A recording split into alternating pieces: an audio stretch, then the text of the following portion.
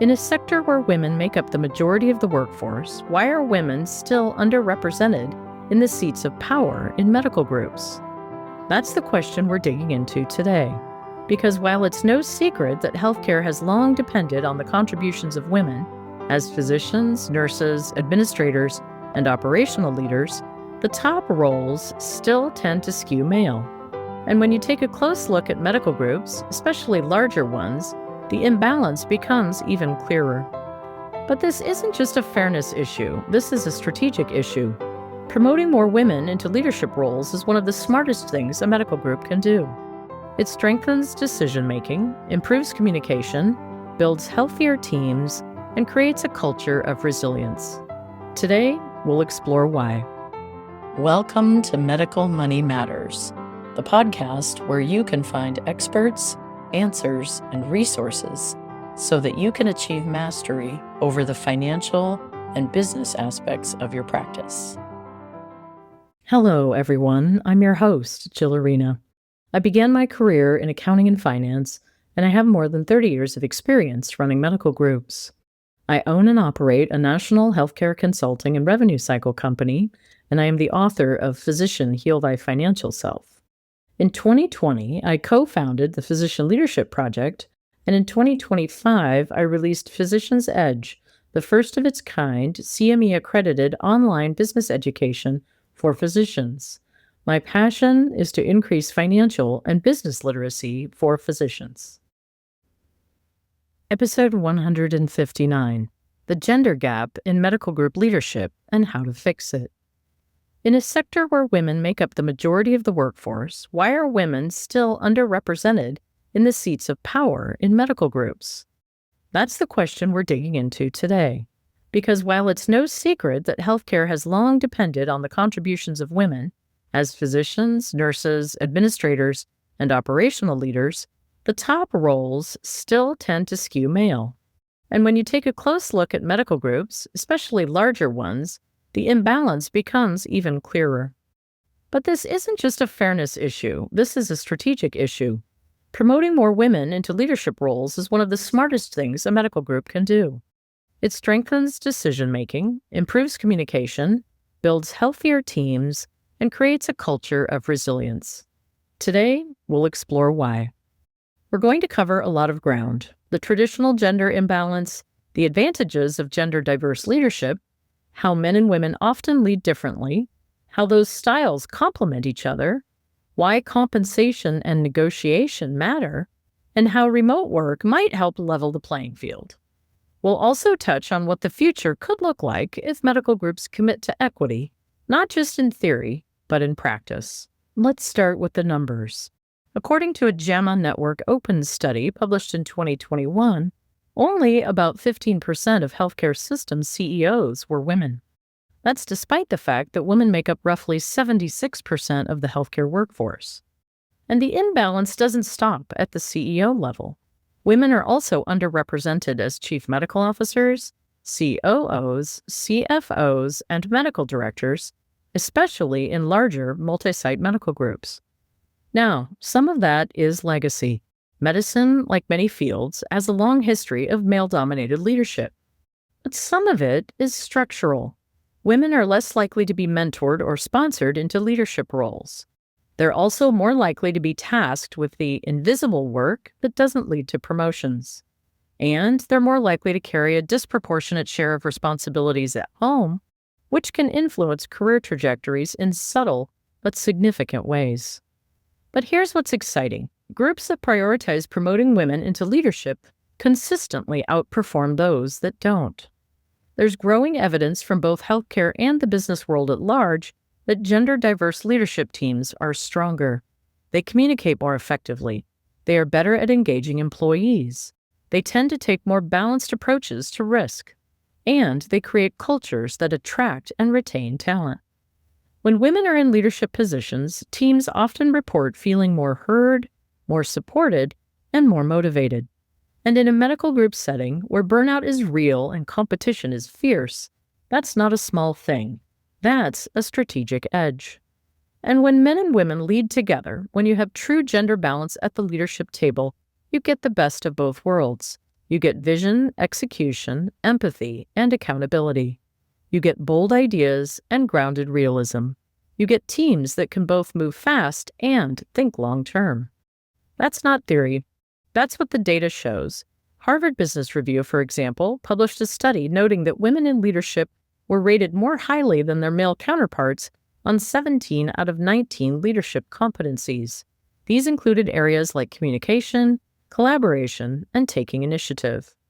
And of course, that doesn't mean every woman leads the same way or that every man leads the same way, but it does speak to trends in how leadership tends to show up across genders. And when you blend those styles, you create something stronger. Let's talk about those differences for a moment. Generally speaking, research shows that women tend to lead more collaboratively. They're more likely to seek consensus, to prioritize relational dynamics, and to focus on developing their team. Men, on average, tend to lead more assertively, favoring hierarchy, decisiveness, and speed. Both styles have tremendous value, but alone, each has blind spots. Over-collaboration can stall decisions. Over-assertiveness can alienate teams. Together, you get balance. You get strategy with execution. You get heart with hustle. Medical groups benefit deeply from this balance, especially now. With rapid regulatory changes, staffing challenges, and financial pressures, the ability to lead with both strategy and empathy is a differentiator. And it shows up in retention, culture, patient experience, and bottom-line performance. You're listening to Medical Money Matters, a weekly podcast brought to you by Healthy Practices, a healthcare consulting and revenue cycle company dedicated to keeping our clients independent. Please reach out if we can do anything at all to support your practice. You can find more information online at healtheps.com. That's www.healtheps.com. Please follow or subscribe to get all future episodes downloaded as soon as they're released. Now let's talk compensation and negotiation, because one of the reasons women are underrepresented in leadership is because they're often undercompensated once they get there, and that discourages others from following the same path. Multiple studies show that women in healthcare leadership earn less than their male counterparts for the same roles. Sometimes the difference is small. Sometimes it's massive. Either way, it sends a message. So let's be clear. Compensation for leadership roles should be based on role, responsibility, and experience, not gender. Medical groups need to audit their pay structures, and they need to do it regularly. It's not enough to assume fairness. You have to prove it. And for women stepping into leadership roles, negotiate. Know your worth. Know the benchmarks. Know the value you bring. Ask for what you've earned. And if negotiation doesn't come naturally, get coaching, find a mentor, role-play the conversation. One thing we often remind clients at Healthy Practices is that compensation isn't just about dollars. It's about the message it sends. Fair compensation says, we see you, we value you, we want you to lead. That message matters. Let's shift gears for a minute and talk about household responsibilities, because this is still part of the picture and it impacts leadership potential. Despite tremendous progress, women still carry a disproportionate share of household and caregiving duties. That's not just anecdotal, it's backed by data from Pew, McKinsey, and others. Women are more likely to be the ones managing the family calendar, coordinating childcare, handling elder care, and doing the emotional labor of family life. Now, many women manage to balance this beautifully, but it's important to recognize that this balancing act impacts availability for early morning meetings, late-night strategy sessions, and travel for board retreats or leadership offsites. And that can affect how women are perceived as, quote, ready for leadership. This is where leadership culture needs to evolve. Medical groups should make room for leaders who are also parents, caregivers, and full humans. That might mean offering flexible schedules, hybrid roles, shared leadership structures, or remote participation in decision-making meetings. Speaking of remote participation, let's talk about the rise of hybrid work and how it's changing the game. The pandemic taught us that leadership doesn't always require being in the building. While certain aspects of medical group operations are hands-on, much of leadership, strategy, planning, financial oversight, team building can be done remotely or in a hybrid fashion. This shift has opened doors. It's made leadership more accessible to women who might otherwise have had to choose between career progression and family logistics. It's allowed more voices to be heard without the barriers of geography or traditional availability. But it also requires intentionality. Remote leaders need to be included, not just accommodated. They need visibility, clear communication, and full participation in decision-making. And medical groups need to build that into their culture. If they do, they not only support gender equity, they build stronger, more resilient leadership teams. So what does the future look like? If we commit to real equity in pay, opportunity, and structure, the future is bright. We're already seeing more women step into CMO, COO, and medical director roles. We're seeing younger physicians expect balance and transparency. We're seeing more men advocate for equity, not out of charity, but out of shared interest in strong leadership. At Healthy Practices, we believe that medical groups thrive when they invest in leadership diversity. That includes gender, yes, but also diversity of background, experience, thought, and approach. If you're a board member, a CEO, or a physician owner, ask yourself, who's missing from your leadership table? Who hasn't been asked to lead? Are your compensation models fair? Is your leadership culture flexible enough to attract the best talent? And if you're a woman considering leadership, do it. Raise your hand. Ask for mentorship. Take the seat.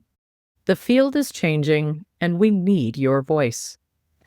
To everyone listening, medical groups are facing real challenges: financial stress, workforce burnout, regulatory pressure, patient expectations.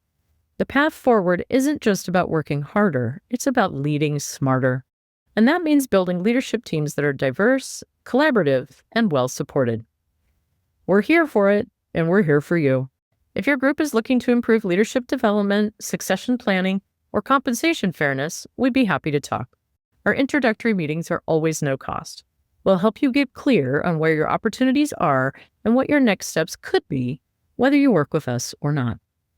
Thank you for being part of this conversation. If this episode resonated with you, I hope you'll share it with a colleague, a mentor, a future leader. Because the more we talk about this, the more we normalize it.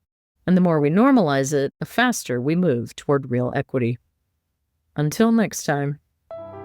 You can find more information online at medicalmoneymatterspodcast.com, and you can sign up to be notified when enrollment opens for the Medical Money Matters e-learning program for a mini MBA physician style, which will carry CME credits and will be released in upcoming months.